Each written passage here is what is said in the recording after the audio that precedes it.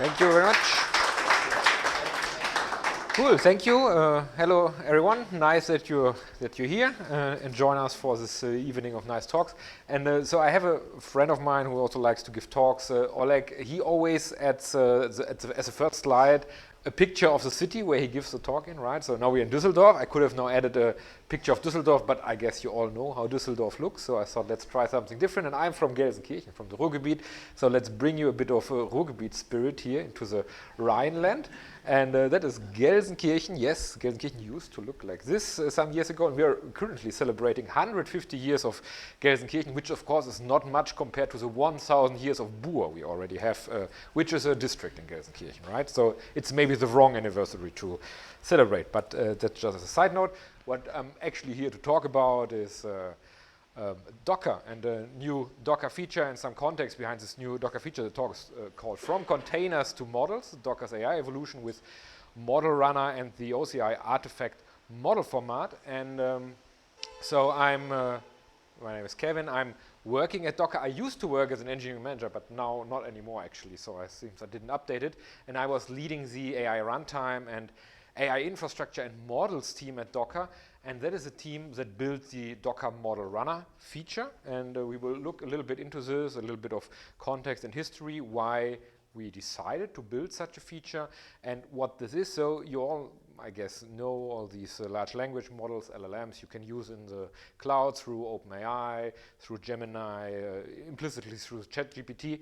And yeah, they are pretty big models, right? But maybe there are also use cases where you want to run your own models locally, your own open weight models locally, and Docker Model Runner is a feature to do this. And we just, while exploring how the AI space developed, we saw that traditional container technologies and mechanisms are not well suited to running actually large language models. They are significantly different in some parts. And yeah, we will learn a little bit more on the why and whatever there.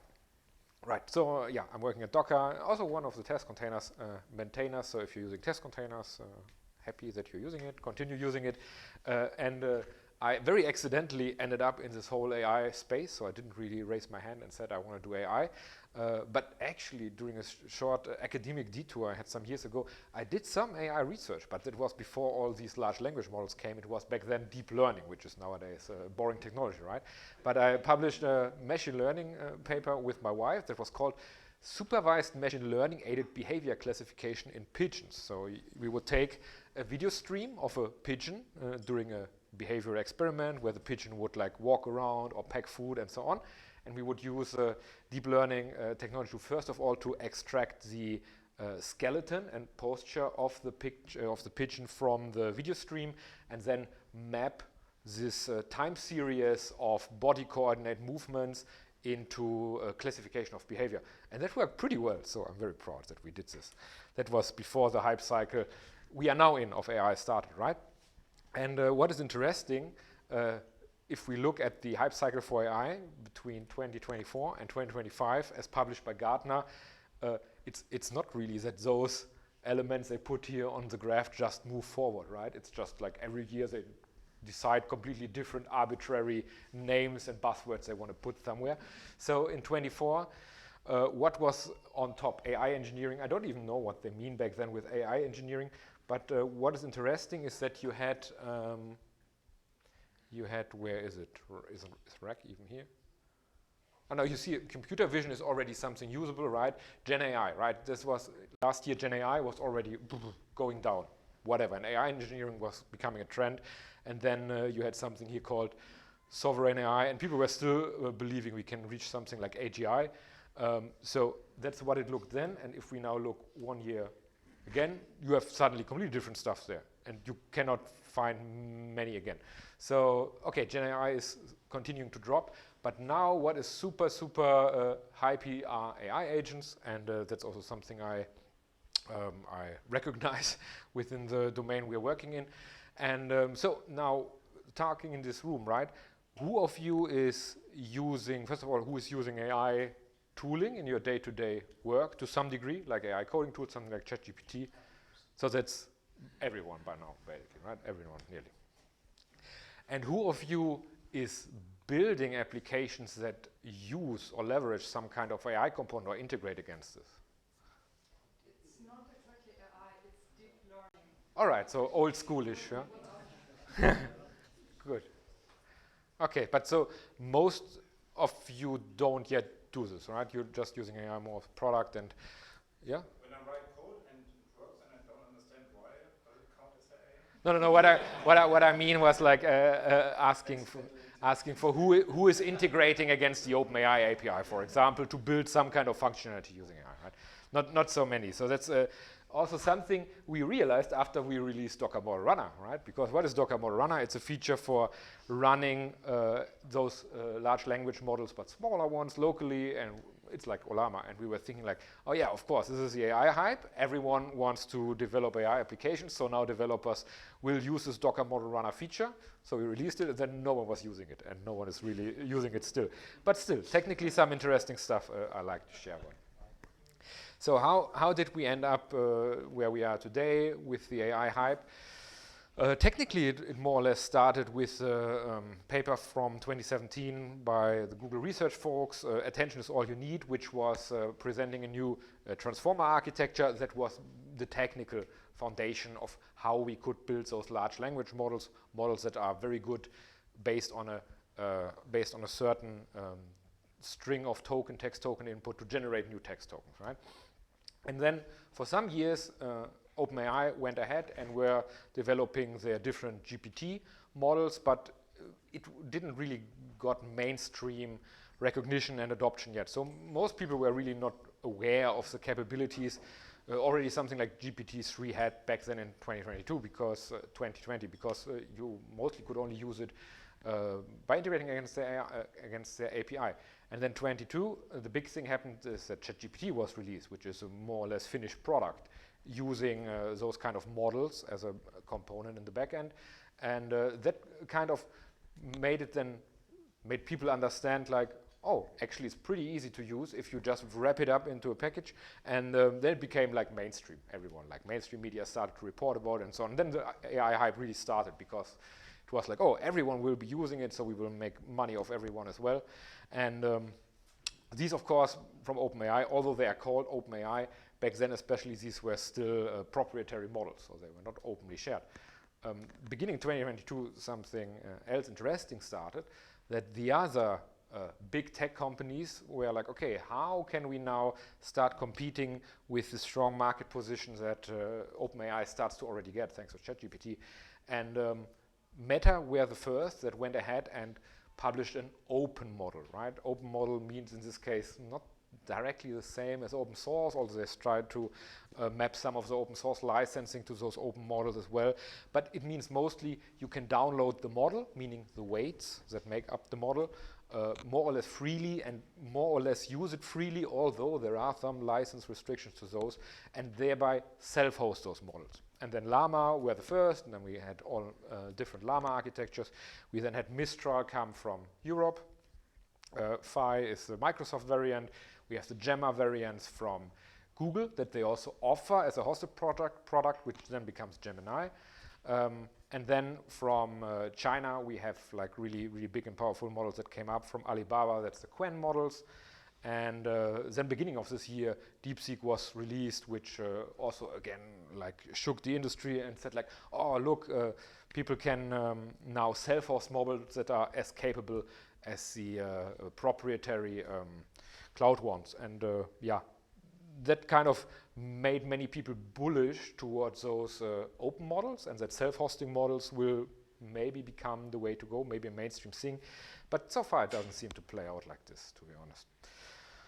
All right, so now if it's not about you just using AI technology, but like actually developing a GenAI application, so an application integrating against an LLM component, how does this look like on a technical level?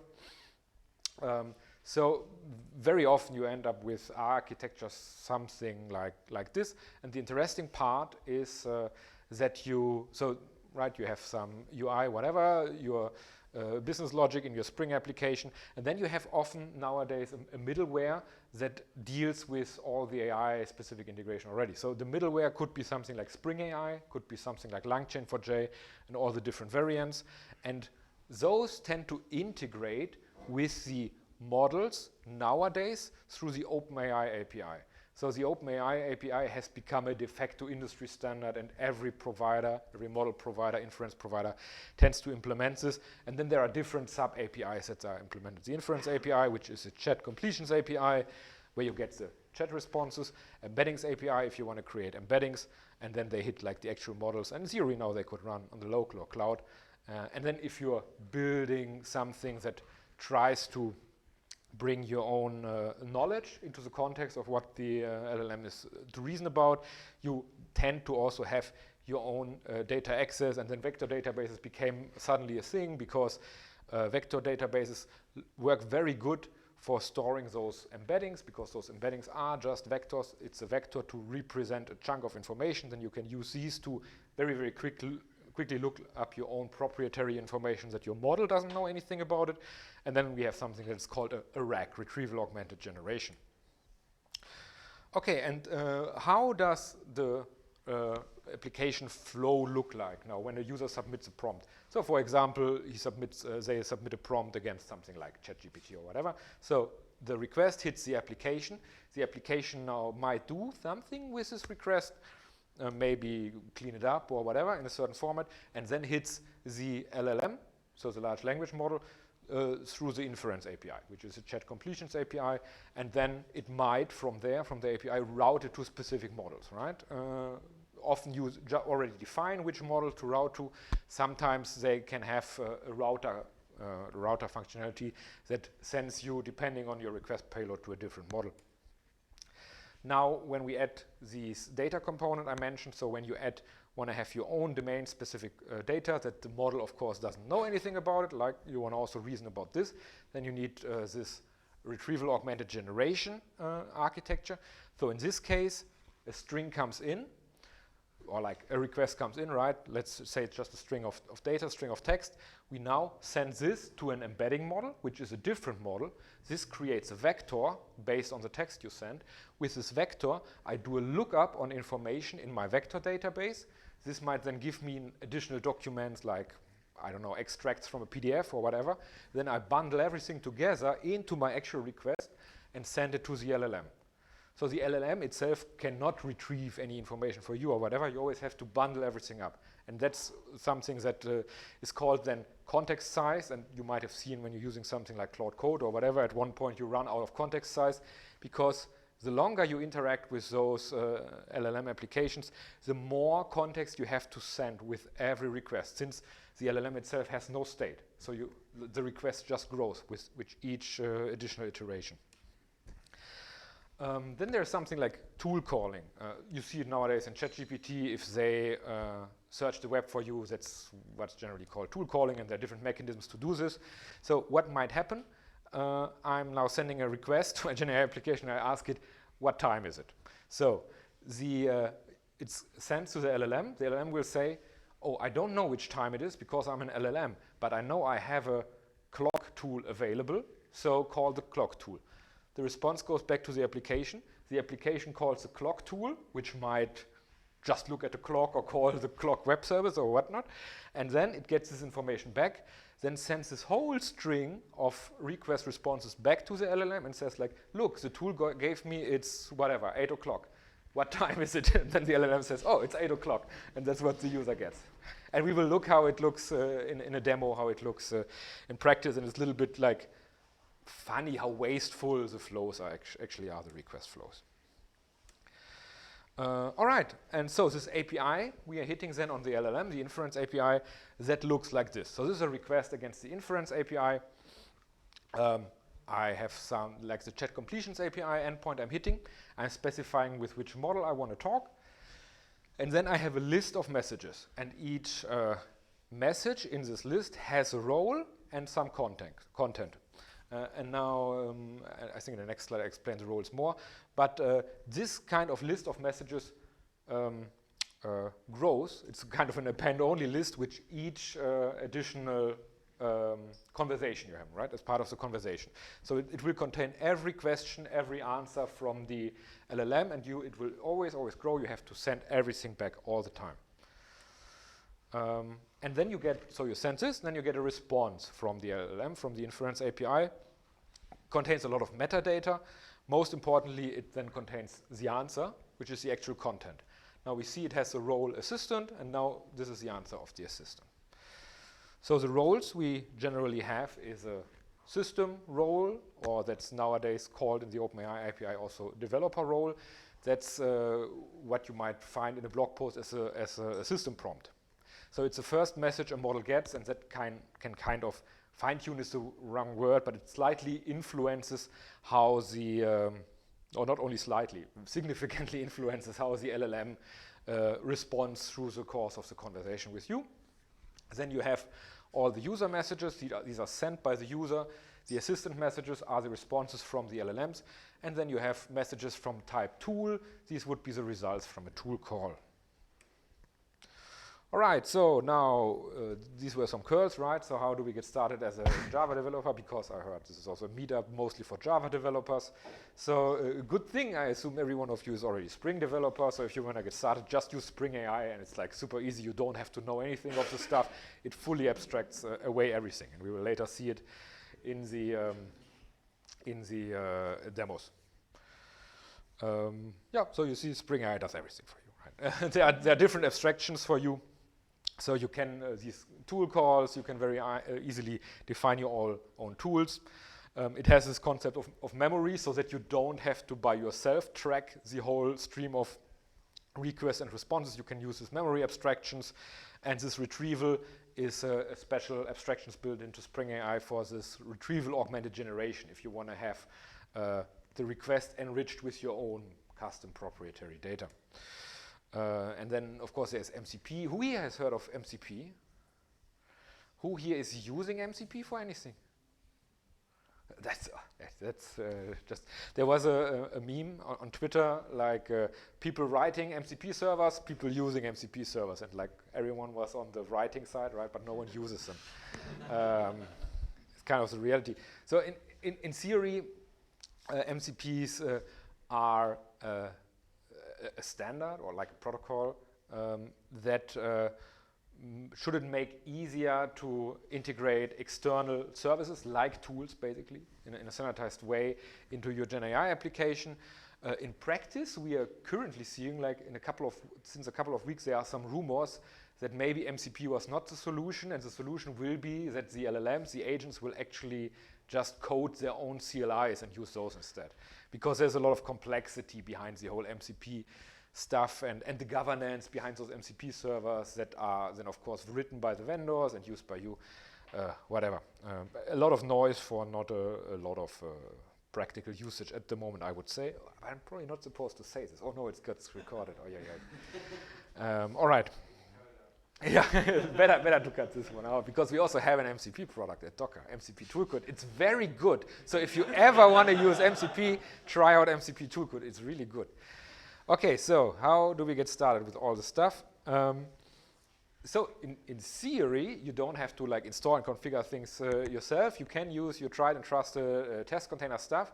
And that's how we actually started out in this whole GenAI development space, by integrating against Llama. Llama is a tool that allows you to run LLMs locally very, very easily. And then we were thinking like, okay, you can also run it as a container. Let's wrap it into test containers so people can, just how they get their Postgres database, they can get their local Llama model, and there you go. There are, however, some problems with this. Those models, most of them, 90% of them, need GPU acceleration to be decently fast.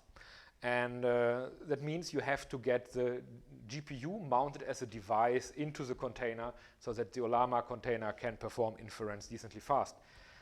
Luckily, you can do this also with test container. It's just not part of our high-level API. So you can use the so-called with create container command modifier callback method. And in this one, yeah, so this is dropping down to the Docker Java API. But in this one, you can modify the so-called host config object, and you can add a device request, and this device request can then contain the capability GPU. And that kind of works.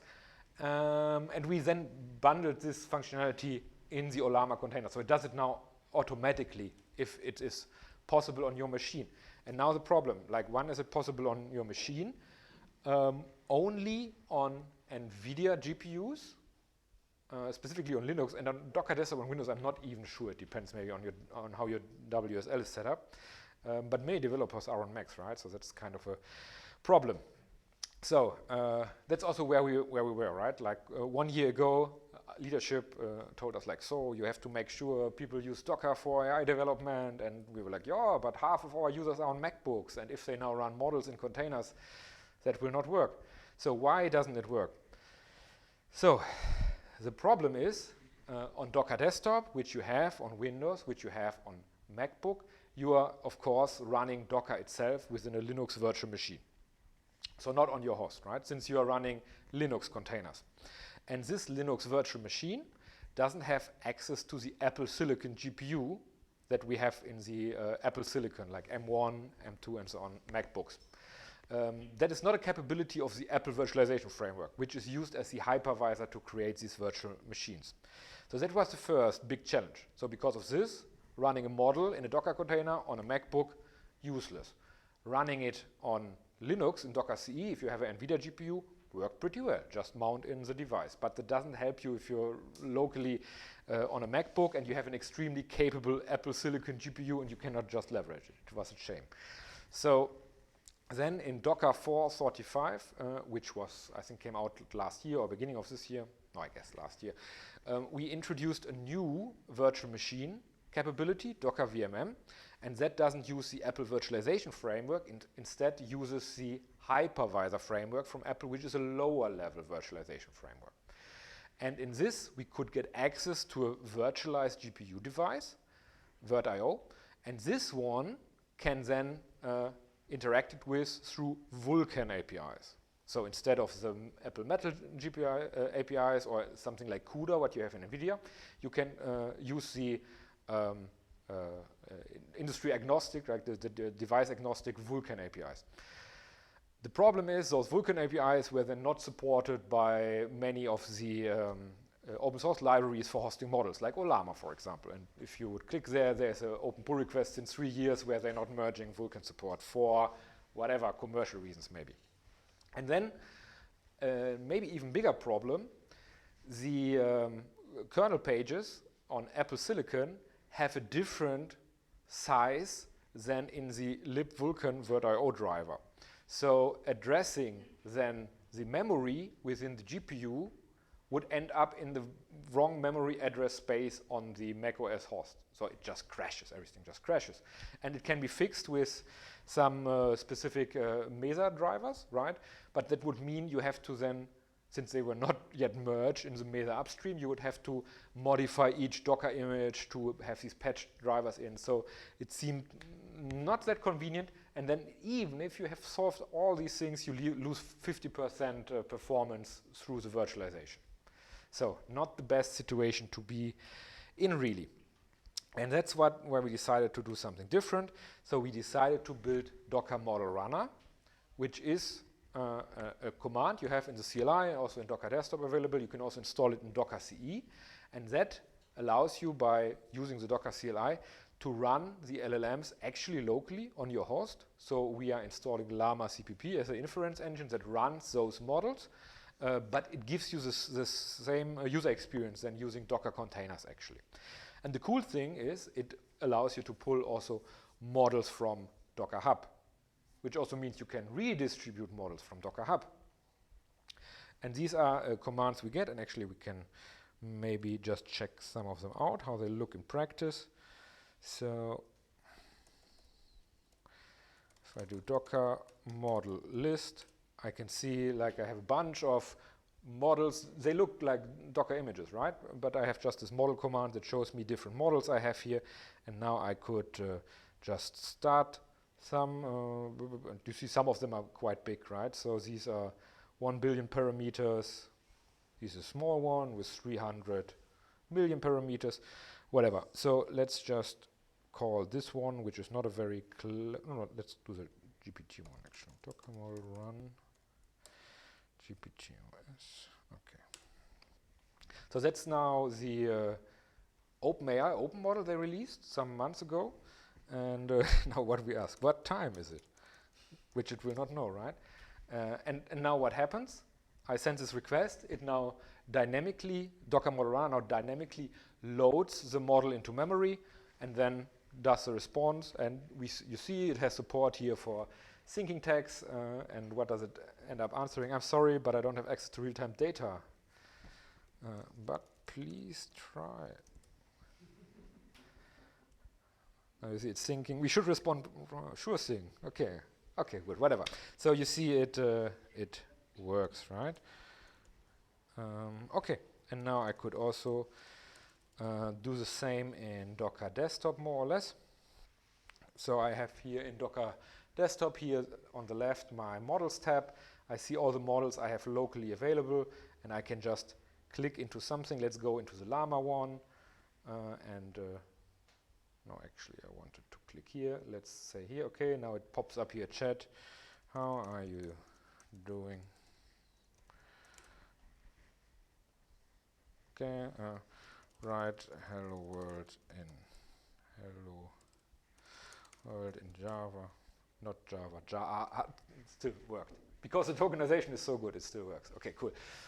So and this is all now running locally, right? And you see, I didn't have to do anything also to load this model, because what happens here, we intercept, or we don't intercept, like we have this OpenAI API server in Docker Model Runner. We get the request, as we've seen before. The request contains in the payload the model you want to talk with, right? So we see, oh, the user wants to talk with this model. Then we load this model transparently. We check, is there still memory space available to load this model, else unload the old model, and then you can interact with it. And yeah, it kind of works.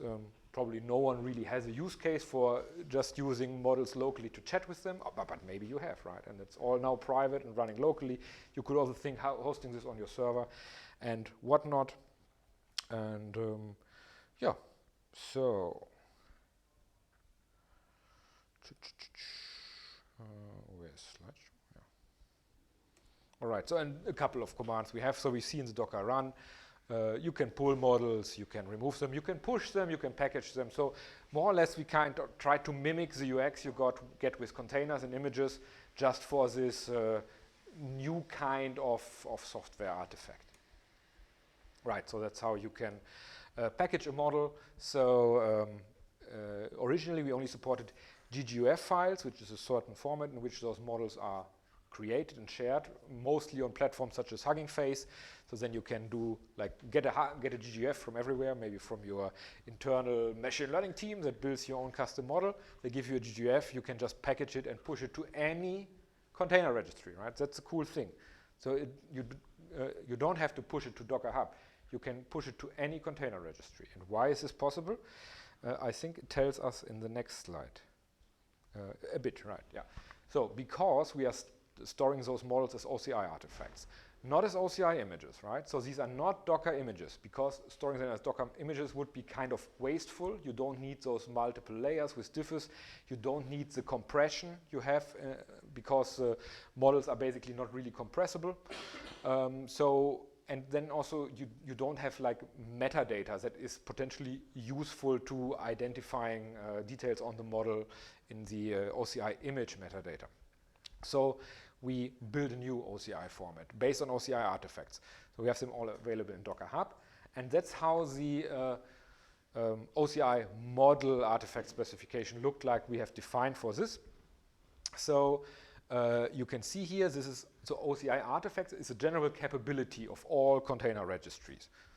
So for many years, they support basically storing and distributing arbitrary artifacts. So you can think about also publishing jar files like this, right? You don't have to package them into an image. You can just package them into an OCI artifact, which is more or less like a tar file together with some metadata. And now we defined a custom new OCI artifact format so that we see here in this config object. So we see we have a new data type here defined, which is AI model, basically. And then we say here in layers from which files this OCI artifacts is built up. And in this case, we have the model itself, a pointer to the model itself, and we have a pointer to a license file. And here at the top, that was a pointer to the config file. And then the config file can contain whatever arbitrary metadata you want to have. In this case, we store things like the architecture, how many parameters this has, and so on, so that other tooling can visualize this for you. That's what, bless you, that's what a Docker desktop does for visualizing model metadata. If you're going here to models, and then you go here to Docker Hub, now it loads all the models available in Docker Hub, and now you go here small VM, and then we show here different metadata. Right, that's how it works, by inspecting the metadata of the OCI artifact. All right. Okay, and yeah, of course we wired this up with test containers as well, so you can just use the Docker model runner container module so that you don't have to manually pull your model, but kind of have this in the usual infrastructure as code approach that test containers provides. It's 100% open source.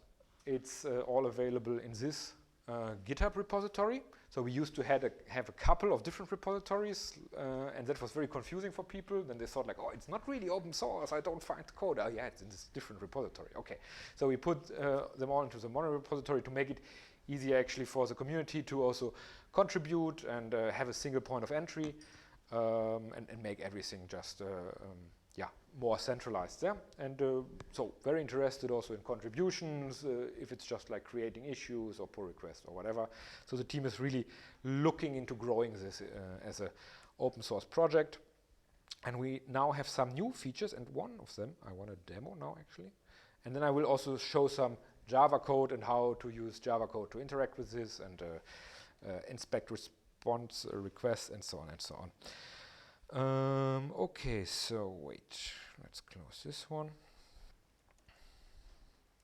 So I have here a demo application that a colleague built.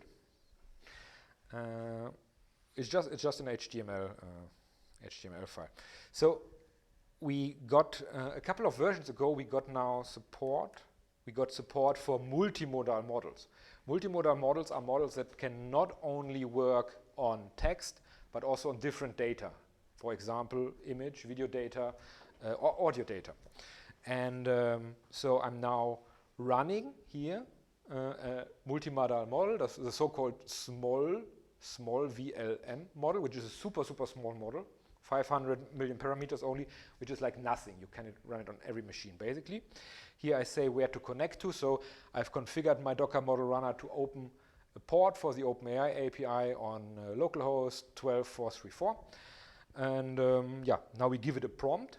What do you see? And then we see, let's see the response. So if we now say every 2 seconds, a person with a beard and glasses, a man with long hair, right, recording himself on a TV, test post beers. So I think it also can detect the text, maybe, with a test container. A man with a beard with a test container t-shirt. Yeah. So it's kind of cool, right? And it just runs on my machine. And like, you have to do nothing. Right? It's a demo in our GitHub repository. You can just clone it, just pull this model, which is free to pull.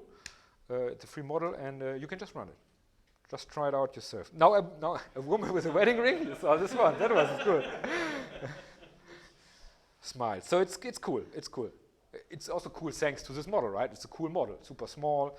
And so we see, slowly but surely they are becoming more capable, especially if you have focused use cases.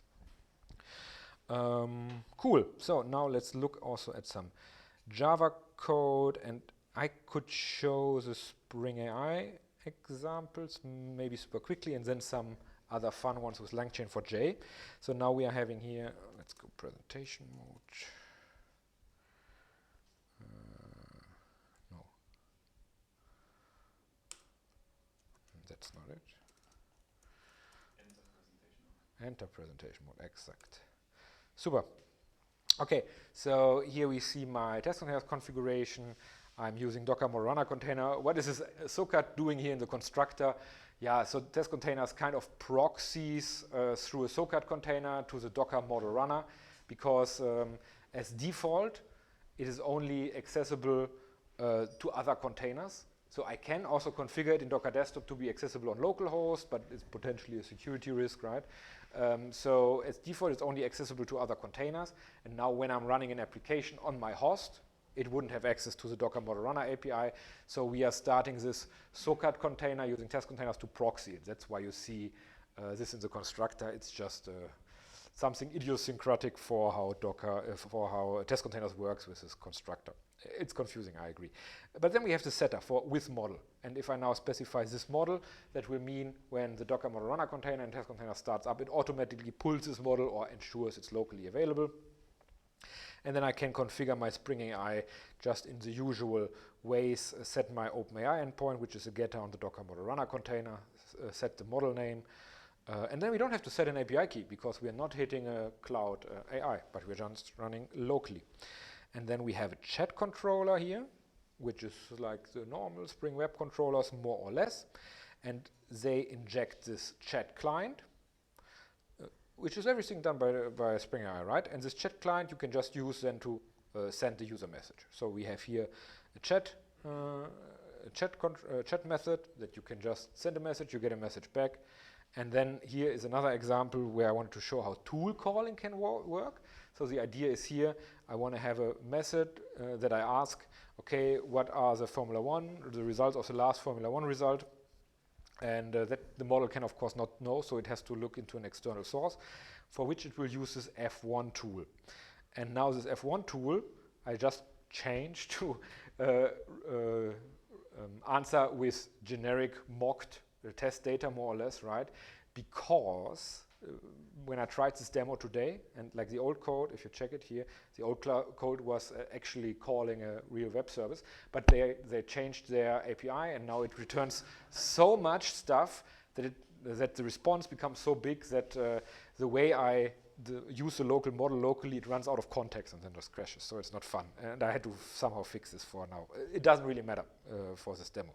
So let's check what happens if we run here in the tests, right? So yeah, we can hit this endpoint. Chat endpoint should return a response. We are sending a request with message, what is Spring Boot? And then we should now it hits the application. Now Docker Model Runner dynamically loads this model. It's now a bit of a bigger model with 3 billion parameters, so it takes some seconds. It only has to load this model the first time around.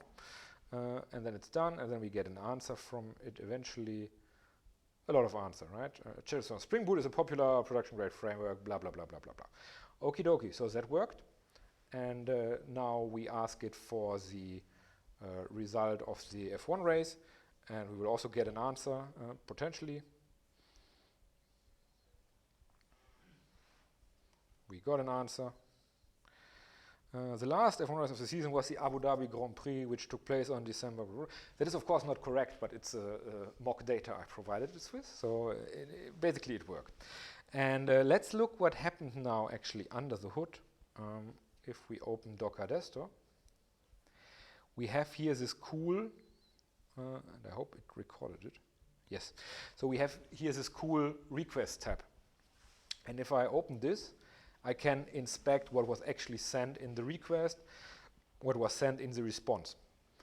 And in case of the second F1 example, we see, so the first request was, it sends 2 messages. First is the system message I've sent, you are a Formula 1 expert. Then the second message is what was the last F1 race of the season and who won. And then it also defines a list of tools the LLM can reason about. So in this case, I have a tool that is called get results for last race, with a description, get results for the most recent F1 race of the season, with potentially parameters. In this case, it doesn't have any parameters. And then the response we get from the LLM is, okay, I decide to call a tool. So it tells then my application logic to call the get results for last race tool. And at the end of this first request response flow, then the application calls the tool and does a second request. Now the second request, again, contains the system message, you're a Formula 1 expert. It contains the user message, who won the last F1 race. It contains the message from the LLM, which was, this is a system, right? It was, I need to have a tool call, and then it finally contains as false the tool call result, which is our JSON. And with this, the LLM then responds as the last F1 race for the season was the Abu Dhabi Grand Prix. And we can see now in this case, this request used up 571 tokens of our available 4,000 tokens, and that's something I've now configured. It's the default of Docker Model Runner that the maximum token the model can reason about is basically the size of a request can be 4,096 tokens, although these are shared between request and response. So the sum of those together has to be under 4,096. And you can have, of course, bigger one, right? And the bigger it is, the better. The more data you can provide it, the better it can reason, but then it needs also more memory, and it needs more CPU to compute the answer. If the limit is reached, does it crashes. So the application has more or less has to deal with getting this in control, or like erroring, or if you're using something like Claude Code, you will always see like, okay, there's so much context left. When it reaches 100%, it does something called compacting. It tries to, whatever, somehow compress all this information, and yeah, then it reboots. Suggestion how to use less context or like less credits. It's kind of, I mean, for every prompt you are increasing it depends so much on the application. So very concretely, the way I now developed this F1 tool as an example, right? And tool calls are a good example. And MCP is a different one that would play exactly like this. So here, this tool call and the one before was very similar. It would just return the whole JSON, right? The whole JSON. So I'm having potentially, depending on what I need here, already a lot of tokens in there that I don't really need to answer in this question. So you have basically two, when you develop tools, you have a decision. You can make the tool very stupid and rely on the intelligence of the LLM. So then have a stupid tool, just get as much data as you can, just throw everything to the LLM and hope the LLM figures it out. Or you can try to have more deterministic code within your LLM to prepare the data as optimally as possible to get the minimum of the required data to the LLM, and then you're using less tokens.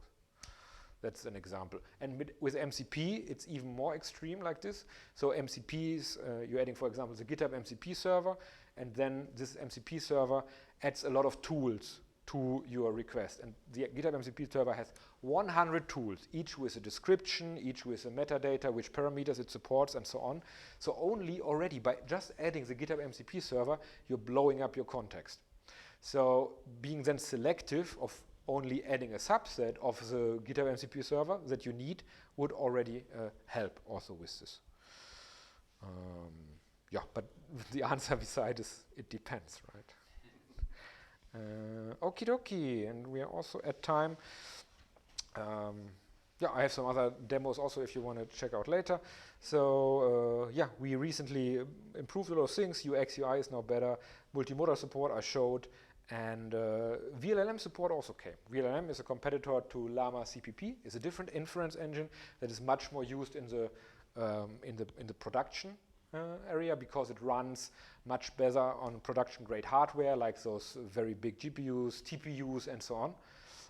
And this then runs safe tensor as a format instead of GGOFs. So that is now also supported. So you can, for example, in your data center, have Docker CE running with Docker Model Runner and run production grade open models using VLLM. Yeah. Thank you. That was it from my side. If there are any more questions, some more minutes, happy to answer them or else later.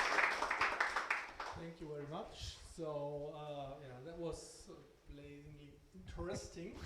And we have questions here. Yeah, thank you. One question, if I understood the architecture correctly, you're basically using some kind of a proxy hub to proxy the services, the requests, from the Docker internal to the llama.cpp that is running on the host. Yes. So 2 questions. aren't you breaking the sandbox that Docker provides by default? First thing, and second, are you able to run multiple models then of the same origin as two different containers? Yeah. I mean it. So there is no default sandboxing guarantee with Docker containers, right? There's the implicit one. There's the implicit one, the ones we provide, and they are obviously different. The thing is that in this case, it's not running arbitrary code or anything. It's running one specific application, so to say. But you're absolutely right. It's different than a container. It's like this. We are running it using sandboxing technology on the host. Meaning we are using sandbox exec, which is the same way Chrome sandboxes itself, but it's different than container. So it's using host sandboxing isolation mechanism. It's not using a virtual machine plus Linux namespaces. So that's different, but it's okay. Like you don't have to activate it, right? If you feel uncomfortable without it, but about it. But so we feel it's okay, and our security people also said like it's okay, you can do it, because it's like very clear what is getting executed. An LLM gets executed, the llama.cpp binary, not arbitrary applications or anything. Even if the models can be arbitrary, right? But the engine itself is only llama.cpp.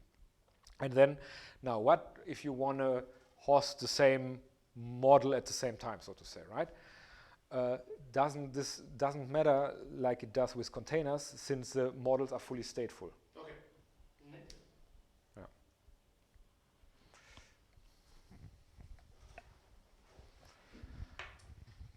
Thanks for the talk. My question is, if you're aware, Apple is developing their own virtualization framework, as you know, probably it will be not native for Macs. Do you know if it will be possible to access GPU using this presumably OCI compatible framework? Yeah. So I don't think you mean virtualization framework, because that's what we are using. I think you mean their container framework, which they. Probably, yeah. Yeah. As far as we know, they have no plans of providing access to the Apple GPUs there. Yeah. Thanks. But in the end, you have to ask Apple, right? I'm not Apple, so. So, any more questions on this topic? So, I think Kevin will be around for a while, Yep. so you can as well ask him while having another slice of pizza. So, we'll have a short break, getting a bit air into the room.